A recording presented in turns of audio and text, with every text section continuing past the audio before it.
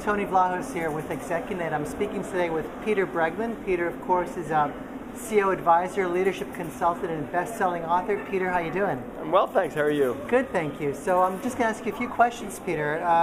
From any time in your life, what tough choices have you made that now guide and influence how you make new tough decisions?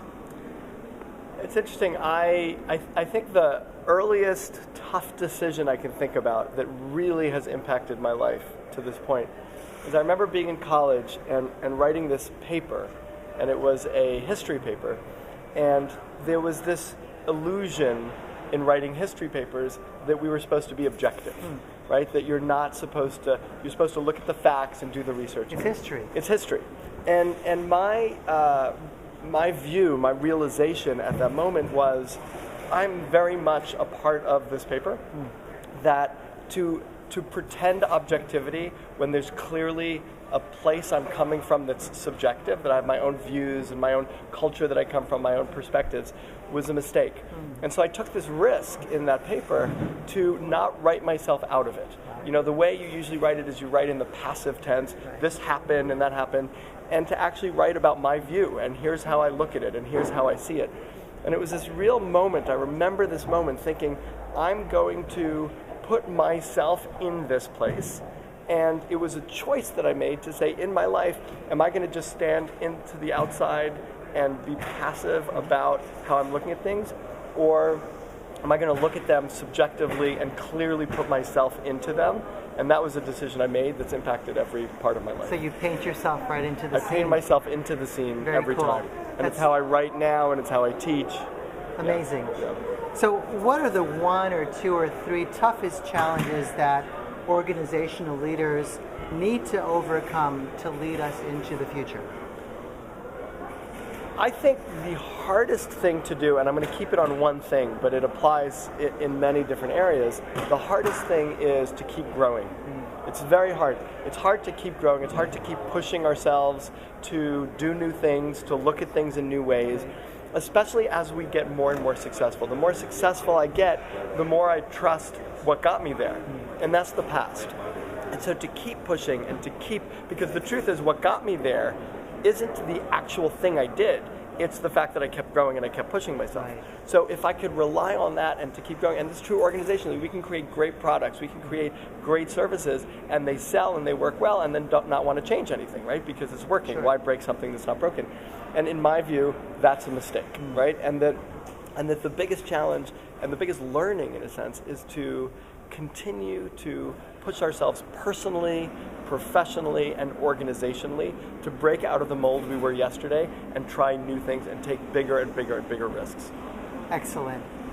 Peter, what are your one or two biggest lessons learned that might help other leaders as they face similar challenges? Again, I'll focus on the one thing I think that makes the biggest difference for me, which is take the chance, and this is a huge challenge, take the chance to live not just from your mind, but also from your heart.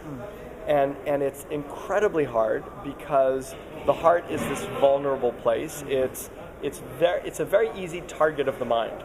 If you do something that has warmth to it and is connected, and you could easily get shot down. And in that place, and the mind is this great critic that can look at it and point holes in it, and the heart, the emotions are not defendable in many ways. They just are. Many people are very, very scared of them. And so as I speak from my heart, people will start to shoot me down because it's scary to them, because it makes them feel things they don't want to feel. And what we know about leadership very, very clearly is that the heart is just as important, if not way more important, in terms of being an effective and powerful leader than the mind. That you need both. You need competence and you need warmth. And that one without the other is you lose people, you lose followers, you lose capacity. And that's the biggest challenge. The biggest challenge is to continue to connect with your heart, to take the risk to be vulnerable. It might feel like weakness. In fact, it's great strength to speak from that place. And it creates a committed group of people who are willing to follow you everywhere. Wonderful. Yeah. So last question, Peter. What's the one thing you want everyone listening to us today to know about the future of their work? That it matters and that it represents them. That the work we do, it's going back to the first question, the work that we do represents who we are and is a part of who we are, and that we are a part of that work. And so you do it with love and with care and with a commitment to having it be the thing in the world you want that represents you. And for that very reason, it matters. And it matters more than just a bottom line, and it matters more even than just a satisfied customer. It matters because this is taking your life force and energy and putting it out in a material way in the world that impacts other people. And so the most important thing about your work is that it matters and that it represents you. Wow, find something special in what you do. Yeah. And that's what he does, everyone. So thank you very much, Peter, for your time and My attention pleasure, today. Tony. We'll be talking again soon. I look forward to it. All right.